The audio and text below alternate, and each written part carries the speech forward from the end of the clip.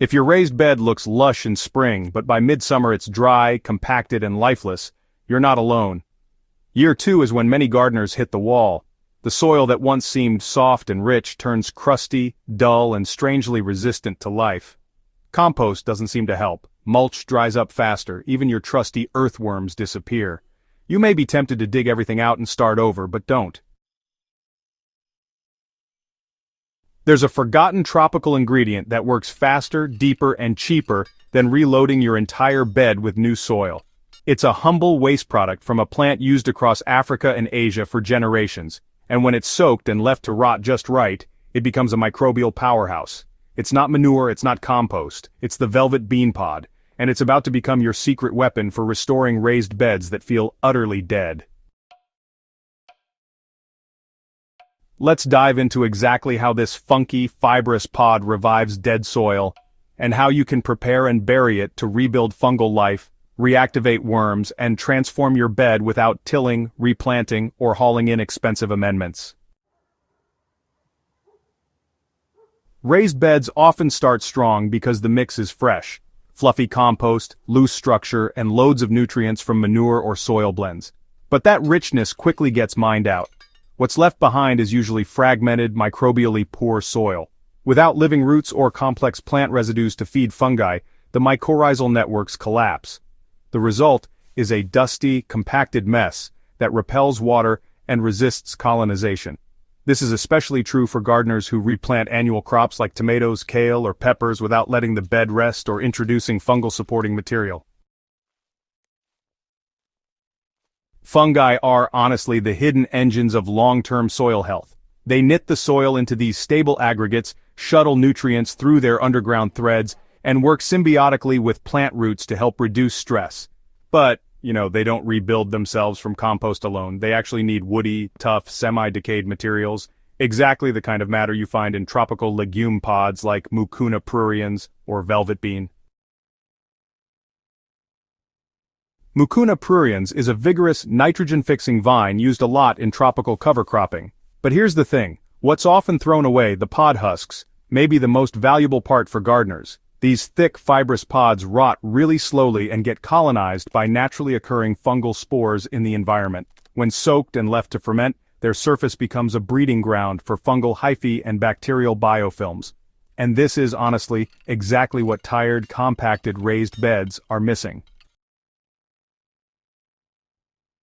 When you bury rotted velvet bean pods just shallowly under mulch or straw, they start breaking down, feeding microbial communities and drawing in soil-dwelling organisms like worms, springtails, and mites. Within just a few weeks, the pods begin to melt into the soil and kickstart a localized fungal bloom. The transformation begins underground. Fine threads start to appear around the decomposing pod, clumps of soil begin sticking together, and plant roots start exploring areas they'd avoided before. If you can't find velvet bean, tamarind husks offer a similar effect. Though slightly more acidic, their tough skins rot into a sticky microbial mat when pre-soaked and buried in warm soil. Both materials have one thing in common, a high surface area, low nitrogen structure that fungi just absolutely adore. Start with dried pods, either harvested yourself or sourced from a market or farmer. Rinse them lightly and then submerge them in a bucket of rainwater or dechlorinated tap water. Add a small handful of leaf mold or compost to jumpstart the microbial process. Let this mix sit in the sun for about 3 to 5 days. You'll know it's ready when it begins to smell earthy, slightly fermented, and sticky to the touch. The pods may swell or turn dark brown. This is perfect. Now go to your raised bed.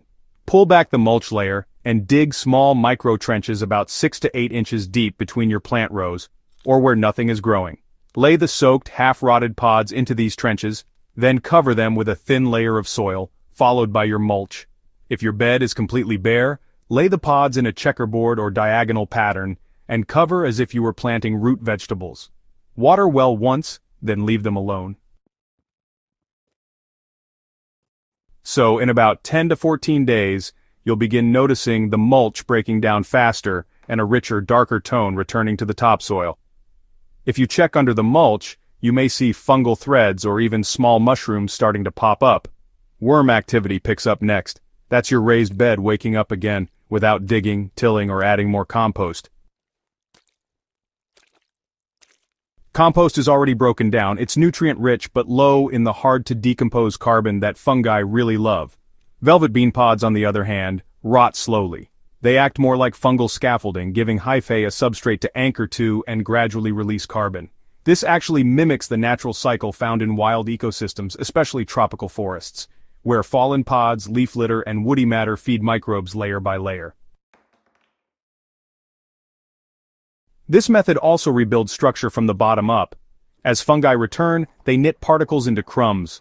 Worms move in to feast on the decaying material. Water begins to soak in instead of running off.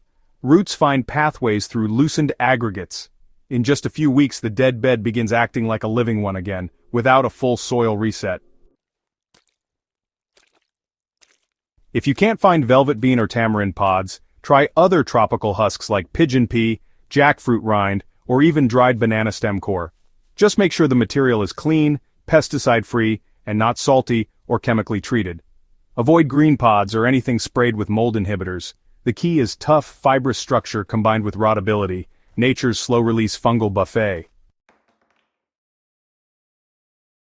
You don't have to keep chasing compost or tilling and amendments year after year.